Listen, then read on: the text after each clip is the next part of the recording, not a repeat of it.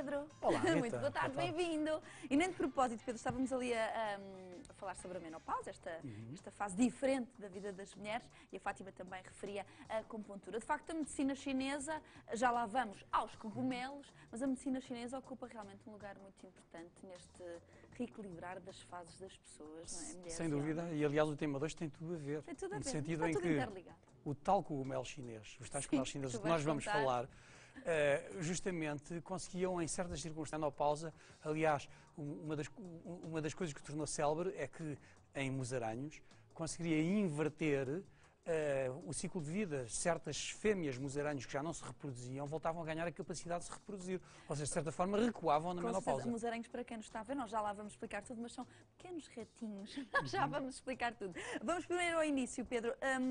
Cogumelos que curam, de facto, cancros e patologias clínicas. Onde é que isto tudo começou? Na história milenar, na China, de onde é que isto vem? A história é muito interessante. Bom, a história começa com o primeiro imperador que deu o nome à China, o imperador Qin. Sim. Aliás, é daí que veio o nome China. Os europeus começaram a pronunciar, a China, depois de ser conquistado pelo imperador Qin, é o som, curioso. ficou Sim. Qin. Então, no Ocidente começou a dizer China, China. É daí que veio o nome deste imperador que viveu 300 anos antes de Cristo. Esse imperador tinha duas ambições muito grandes relacionadas com viver para além daquilo que é humanamente possível. Uma, queria viver 1000 anos, ele próprio. E segundo, queria que a sua descendência vivesse 10.000 anos, a sua dinastia. Conseguiu de uma forma muito gira, que são os guerreiros de terracota que nós conhecemos no Ocidente, aquelas estátuas que inspiraram uma quantidade enorme de filmes, são os guerreiros que faziam a guarda de honra do seu... A sua guarda de honra do sepulcro, do local, do túmulo. Portanto, é o túmulo que sobreviveu até hoje, são os guerreiros de terracota. Então, justamente, o imperador Qin lançou um repto terrível à comunidade médica da corte. Decretou que, de entre todos aqueles médicos da corte, quem conseguisse descobrir métodos, técnicas, o que quer que fosse, alimentos, medicamentos que fizessem viver mais tempo, seria coroado de regalias e de riquezas. Muito bem. Quem não conseguisse, cortava-lhes a cabeça. A pressão, portanto, pressure. Era a maior pressão possível imaginária. Com certeza. Mas a coisa correu bem. Houve pelo menos um médico muito importante, Shi He. Shi He foi um médico chinês que deu um conjunto de 3 cogumelos a comer a musaranhos. E ele escolheu o musaranho porque é um animalzinho que vive muito pouco tempo. Aqueles musaranhos chineses vivem cerca de 12 meses. Ou seja, é fácil vir a provar se eles vivem ou não mais tempo. Este bichinho parece um rato, mas não é um rato, é uma espécie de rato muito pequenino.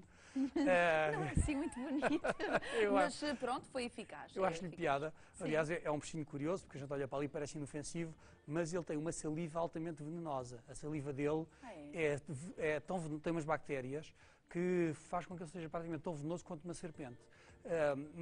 Pequenino, mas com veneno de grande. Então, o Shi He conseguiu fazer com que estes ratos vivessem o dobro do tempo. Sim. E com que os ratos, naquela fase de transição de idade, justamente o correspondente aos 45, 50 anos no humano, quando o pelo começa a mudar para cinza, quando a reprodução e a sexualidade diminui, a sexualidade aumenta, a capacidade reprodutora aumenta, não só nos machos, também nas fêmeas. Como eu disse há pouco, certas fêmeas já na menopausa conseguiram voltar a reproduzir-se. E então foi um dos primeiros a ser coroado de riquezas e regalias. Uma das riquezas que ele ganhou foi o direito de comercializar esta fórmula, que são 3 cogumelos, com a designação de pílula das 3 substâncias nobres para viver 1000 anos. Ainda hoje existe na China sob essa designação. Ainda hoje continua. Ainda se comercializa sob esse nome. Aliás, há muita gente que... Há muitos chineses normalmente a partir de 50 anos, começam a tomar aquelas coisas para viver mais tempo e para ficarem mais novos. Aliás, eu sou um dos que acredita, sou um dos que toma. De forma que... Espero que estejamos cá todos depois para comprovar que seja mesmo assim. Isto é quase o elixir da juventude, para todos os efeitos. Pedro, mas esta ideia, portanto, vamos lá ver. Claro que não se consegue viver 1000 anos. Não vamos ser... Com esta notícia, até porque, se não me engano, foram agora este estudo sobre isto que estamos a conversar, foi agora comprovado cientificamente. Na dita ciência moderna. Justamente, recentemente, houve um trabalho feito, curiosamente, por médicos do IPO português, que demonstrou que um destes 3 cogumelos, o Yunji, que tem um nome científico, Coriolus versicolor, é o nome pelo que ele é conhecido no Ocidente, demonstrou que, houve um estudo feito durante 2 anos, que demonstrou que este cogumelo curava o cancro do colo do útero. Evidentemente, quer dizer, tem interesse científico, sem dúvida, mas é evidente que os chineses já o utilizam há milhares de anos, foi um século depois do Shi He, portanto no século II a.C., que ele começou a ser utilizado por um médico chamado Hua Tuo para tratar o cancro. Agora, qualquer tipo de cancro, não só o cancro do colo do útero. Agora, em Portugal, provou-se, médicos, cientistas portugueses de renome, provaram cientificamente que um deles realmente cura o colo do útero, o cancro do colo do útero. Portanto, é um avanço importante no sentido. E depois é uma conjugação de 2 conceitos, um muito antigo e outro muito moderno. Um que foi descoberto de uma forma que não é dita científica, uma forma de conhecimento baseada nestas teorias do Yin e do Yang, que nós falámos aqui na nossa primeira crónica, mas que são teorias de tal forma certas que há 2000 anos faziam aquilo que hoje se conseguiu provar.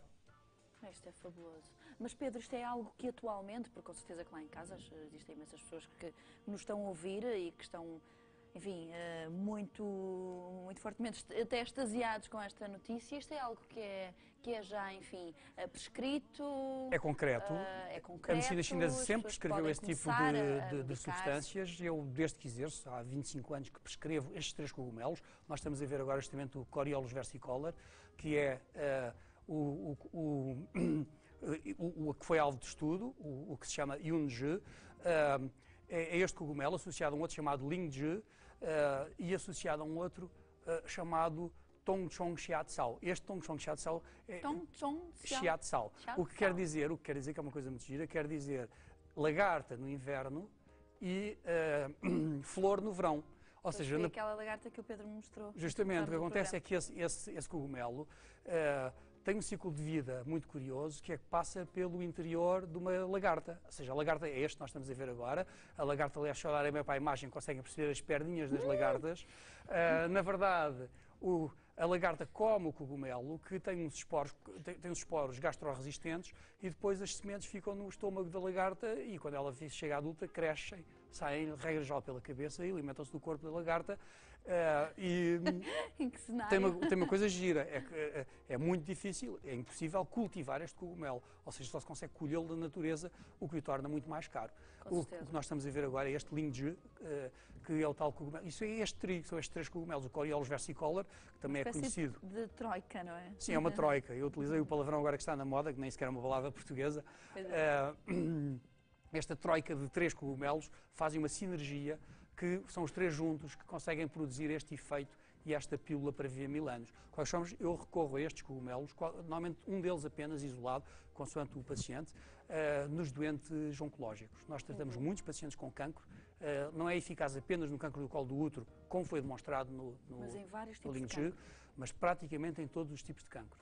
Pedro, e teve mesmo já a comprovação? Enfim, bom, nós temos, eu trato todos os dias pessoas, eu recebo todos os dias na clínica pessoas com doença oncológica, todos os dias, e há muitos anos, e até há cerca de 15 anos atrás, a medicina chinesa era mais eficaz do que a medicina convencional a tratar o cancro. Felizmente, a medicina convencional evoluiu. Começou a acompanhar. E hoje em dia é ainda mais do que a medicina chinesa. Portanto, neste momento, o melhor para o doente é os 2 juntos.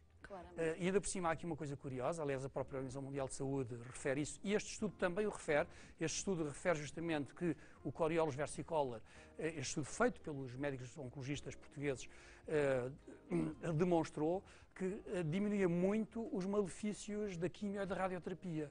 Porque... Mas não substitui, Pedro, substitui? É assim, poderia substituir. O problema é que nós não temos nenhuma forma de poder garantir quem é que reage à nossa terapêutica e quem é que não reage. Portanto, o que é inteligente é tratar o doente pelas 2 medicinas. É aquilo que dá mais salvaguarda e mais garantia de sobrevida, que é isso que importa. Claro. Estamos a falar de cancro, estamos a falar de doenças que frequentemente matam, portanto, não podemos correr risco nenhum. Exatamente. O melhor para o doente é fazer as 2 medicinas. Claro que há uma certa porcentagem de doentes que curariam só com a nossa, só que nós não sabemos a anteriori quais seriam. E esses, evidentemente, se fizessem só a nossa medicina, ganhariam com isso. Mas seria desajustado partir logo à partida para uma terapêutica só medicina chinesa, sob o risco de, se não funcionasse, o doente poderia morrer de não ter sido tratado pela medicina convencional. Portanto, aquilo que é razoável e lógico é que o doente faça as 2. Pois, acaba por ser sempre o mais importante. Mas, a nível físico, qual é o efeito nas pessoas deste cogumelo? A pessoa começa a sentir alguma coisa? Aumenta muito a imunidade, aumenta muito a resistência. Na prática, a teoria tem alguma simplicidade. É que todos os dias qualquer ser humano, e não se assustem lá em casa, porque é verdade, todos os dias qualquer ser humano fabrica células tumorais. Células da família das doenças cancerosas. A razão pela qual a maioria das pessoas não os manifestam é que todos os dias fabricamos também defesas anticancro. Todos os dias. Aliás, as pessoas imunossuprimidas, seja de forma artificial, seja de forma natural, por exemplo, as pessoas que sofrem de HIV, desenvolvem cancros que as outras pessoas não desenvolvem. Ou seja, a falta de imunidade faz cancro. Então, o que é que faz a medicina chinesa? Aumenta muito as defesas anticancro e as defesas globais. Isso só se consegue fazer fortalecendo um organismo.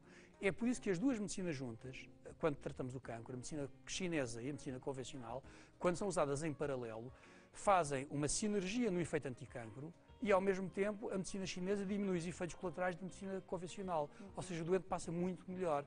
E a probabilidade de sucesso também aumenta com o recurso à quimioterapia e, simultaneamente, com a nossa medicina. Porquê? Porque o doente, ficando mais forte, suporta melhor a quimioterapia. Claro. Há muitos doentes que não conseguem fazer quimioterapia. E alguns porque perdem sangue, porque perdem plaquetas, porque perdem medula óssea, porque têm sintomas tão fortes de enfraquecimento que não aguentam a terapêutica. Com a nossa terapêutica em simultâneo, os nossos pacientes passam muito melhor do que os pacientes que fazem só quimioterapia. Circunstância que lhes permite, inclusive, à própria medicina convencional, usar substâncias mais fortes anticancro. Pedro, poderíamos também, as pessoas que não são ainda diagnosticadas com cancro, poderiam começar a tomar para eventualmente se prevenir? É assim que nasceu. Que lá em casa muitas pessoas também estarão a pensar nisso. A teoria nasceu assim mesmo, ou seja, na prática a teoria nasceu como preventivo, não apenas como terapêutica. Foi depois Hua Tuo, um outro médico chinês, que provou que tratava o cancro, vários tipos de cancro. Mas foi sempre utilizado como terapêutica e, sobretudo, como forma de viver melhor, e é conhecido o seu efeito imunomodulador. Aliás, também vem descrito no texto do tal trabalho científico. Do estudo que vimos. Pedro, foi um prazer, é sempre um prazer irmos mais além daquilo que é o convencional. Muito obrigada. A medicina chinesa continua a surpreender-nos com o seu alcance e, sobretudo, com o uso daquilo que é natural e que nos rodeia. De certeza que depois desta rubrica já não vai olhar para os cogumelos da mesma maneira. E também não vai